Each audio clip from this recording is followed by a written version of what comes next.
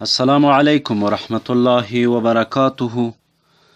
مسلمانای گرانقدر، امروز مبحث دیگری که داریم، البته قسمت پنجم از جمله دروس ماست و مبحث ثالث است.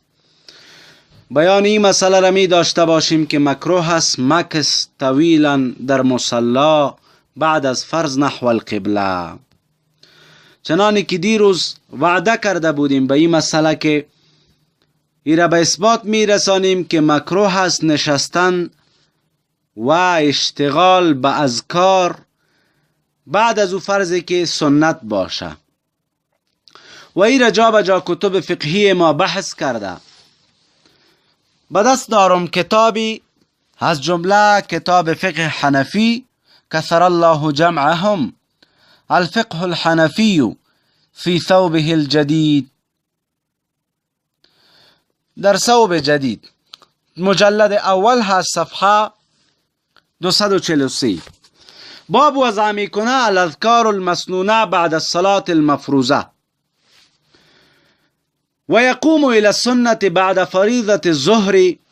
میگه استاده شوه نمازگزار به سنت بعد از فرض پیشین و بعد از شام والعشاء مباشرتا، یعنی پهلو در پهلو، یعنی متصل استاد شوه. خو مگر غیر انه یستحب الفصل، اقدر فصل مستحب است این فصل ادا بکنه در میان سنت و فرائض به قدر ما یقول اللهم انت السلام و منک السلام تبارکت یا ذا الجلال والاکرام.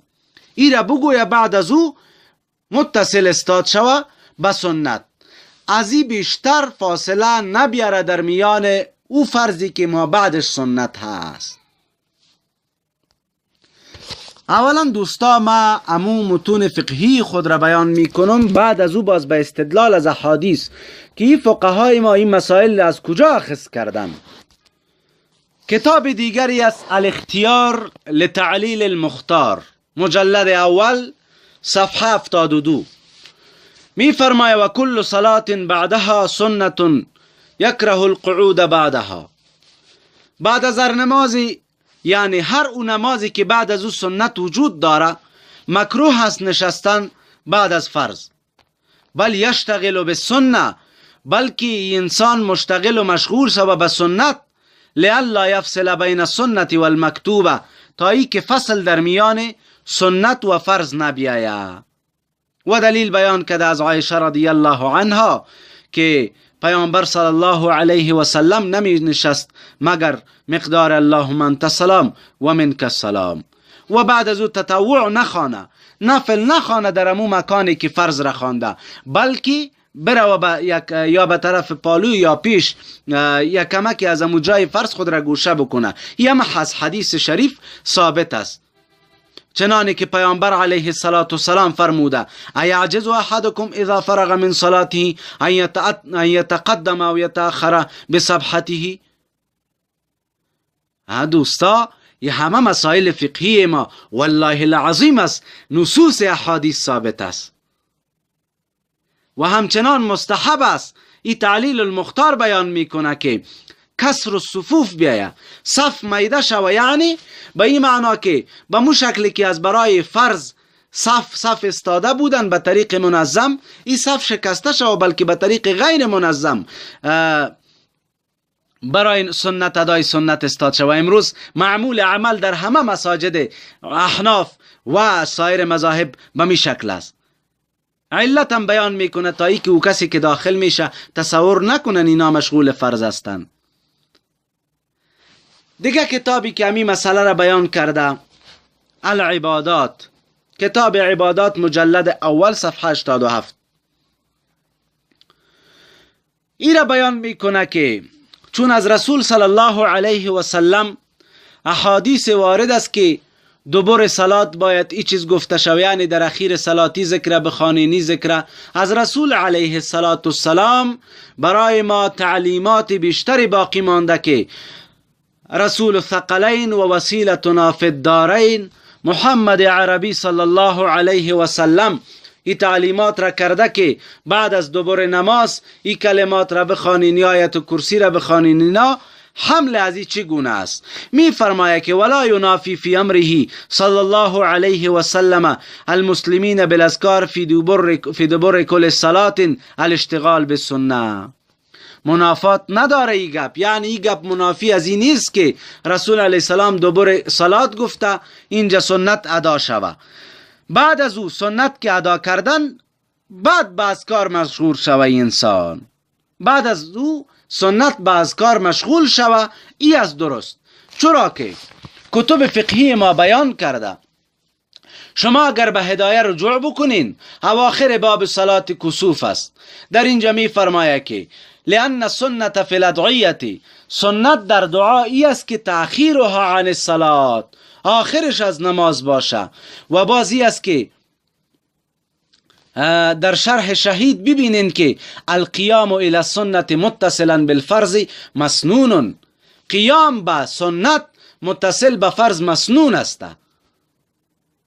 و ابن همام صاحب فتح قدیر رحمه الله هم بیان کرده که ما ورد عنه صلی الله علیه و سلم، هر او چیزی که وارد از پیامبر علیه السلام از ادعیه و اذکار از دبر صلات کان تعقیب السنه من غیر اشتغال بما لیس هو من توابع الصلات.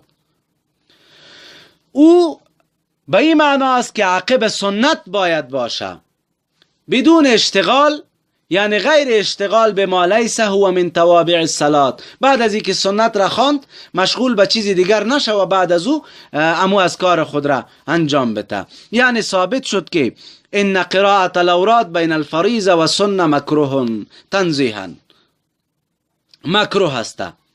شما فتح الله المعین را ببینین، مجلد اول صفحه 199 و فتاوای بلخی مجلد اول صفحه 116 می فرماید که و یکره الفصل بین الفرض و السنه، در میان فرض و سنت مکروه است که دعا کرده شود، یعنی مکروه است فصل در میان سنت و فرض به ادعیه بر راجح روایت. پس این معلوم شد. خب حالی ما به این سر میزنیم که ای فقهای ما رحمهم الله مجمعین، الله جل و علا اعلای جنات را برایشان نصیب بگردانه، از کجای مسئله را گرفتن؟ به دست دارم سنن دارمی للامام حافظ عبدالله بن عبدالرحمن الدارمی السمرقندی، مجلد اول صفحه 357 است. باب وضع میکنه باب القول بعد السلام، چی باید بعد السلام گفته شود؟ اخبرنا یزید بن هارون انبأنا عاصم عن ابی الولید، این را سنن ترمیزی هم روایت کرده مجلد دوم صفحه 25 و سنن کبرای امام بیهقی هم روایت کرده و امی روایت در الفقه الحنفی فی ثوبه الجدید هم وجود داشت. هو عبدالله بن الحارث عن عایشته، مادر ما عایشه رضی الله عنها می فرماید قالت، فرموده ما کان النبی صلی الله علیه و سلم، نبود پیامبر علیه السلام یجلس بعد الصلاة که بنشینه بعد از نماز مگر الا قدر ما یقول، مگر اقدر می نشست که اللهم انت السلام و منک السلام تبارکت یا ذا الجلال و الاکرام، همه قدر می گفت، بعد از او متصل با سنت استاد می شد. روایت دیگری را هم امینجا ذکر کرده.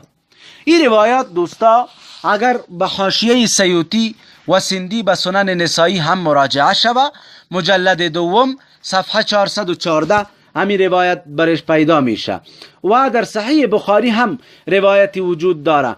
حدثنا موسی بن اسماعیل از ام سلمه رضی الله عنها روایت است، قالت کان رسول الله صلی الله علیه و سلم، بود پیامبر علیه السلام اذا سلم، وقتی که سلم سلام میگشتن، قام النساء، زنها استاده میشد در عقب، حین یقضی تسلیمه، تا ای که پیامبر علیه السلام سلام تمام میکرد، و مکث یسیرا قبل ان یقوم، بسیار مکث کوتاه میکرد بعد از او استاد میشد. این هم دلیل بر این مسئله هست. سنن کبرای امام بیهقی مجلد دوم صفحه 386 هست. 381 با معذرت، رقم حدیث 3001.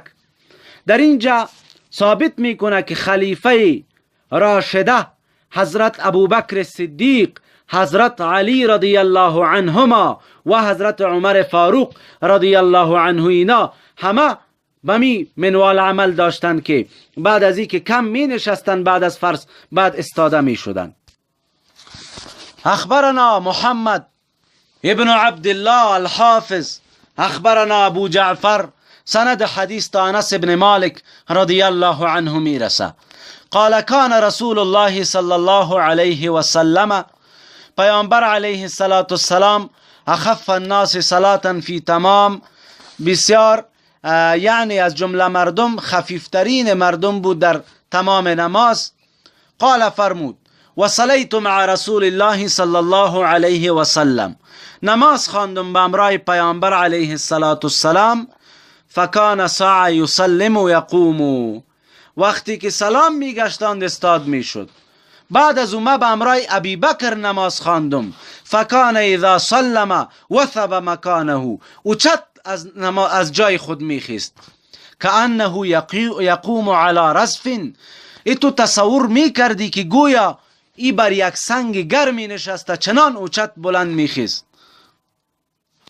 بعد ای همچنان جالسون علی رزف از ابوبکر صدیق به این شکل هم روایت هست و از حضرت ابوبکر حضرت عمر فاروق رضی الله تعالی عنه هم به می شکل روایت است.